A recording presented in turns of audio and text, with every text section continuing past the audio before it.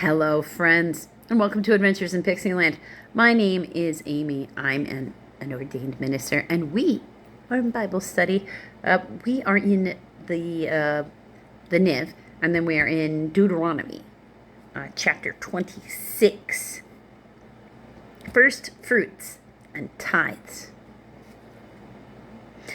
When you have entered the land the Lord your God is giving you as an inheritance, and have taken possession of it and settled in it, take some of the first fruits of all that you produce from the soil of the land in the Lord your God is giving you, and put them in a basket.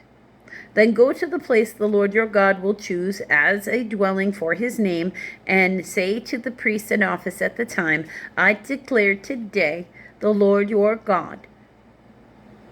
I declare today to the Lord your God that I have come to the land the Lord swore to our forefathers to give us. Okay, so he wants a formal acknowledgement with your offering.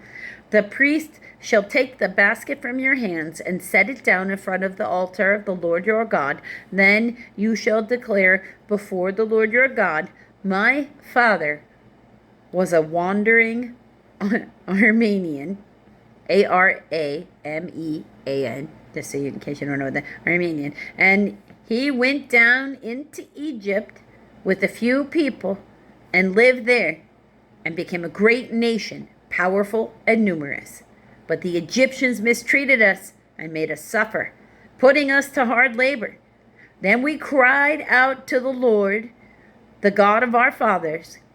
The Lord heard our voice and saw our misery, toil, and oppression. So the Lord brought us out of Egypt with a mighty hand and an outstretched arm, with great terror and with miraculous signs and wonders. He brought us to this place and gave us this land, a land flowing with milk and honey. And now I bring the first fruits of the soil that you, O Lord, have given me. Place the basket before the Lord your God and bow down before him. And you and the Levites and the aliens among you shall rejoice in all the good things the Lord your God has given you and your household. So understand that means like yearly. When you have your first fruits, you are to gather them in a basket and go stand in front of the Levite and formally acknowledge every year. That's a direct, you could. Do you have any idea how much I had to listen to you complain? We're going to correct that. It's so funny. I love it. When you have finished setting aside a tenth of your produce in the third year, the year of the tithe, you shall give it to the Levite, the alien, the fatherless, and the widow, so that they may eat in your towns and be satisfied. Then say to the Lord your God, I have removed from my house the sacred portion that I have given, and I have given it to the Levite, the alien, the fatherless, and the widow, according to all you commanded. I have not turned aside from your commands, nor have I forgotten any of them.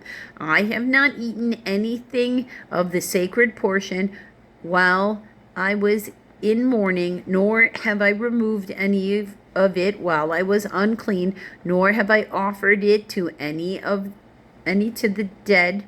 I'm not sure what that's about. I have obeyed the Lord my God. I have done everything you commanded me. Look down from heaven, your holy dwelling place, and bless your people Israel and the land you have given us, as you promised on oath to our forefathers, the land flowing with milk and honey.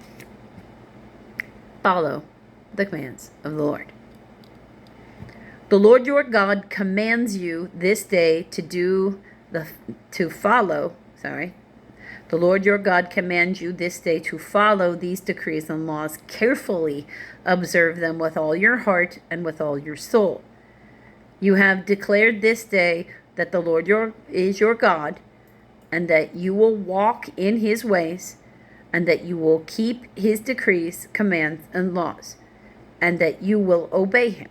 And the Lord has declared this day that you are his people, his treasured possession as he promised, and that you are to keep all his commands.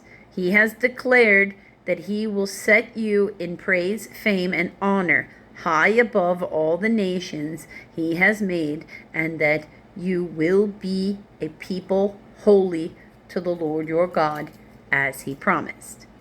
So, now,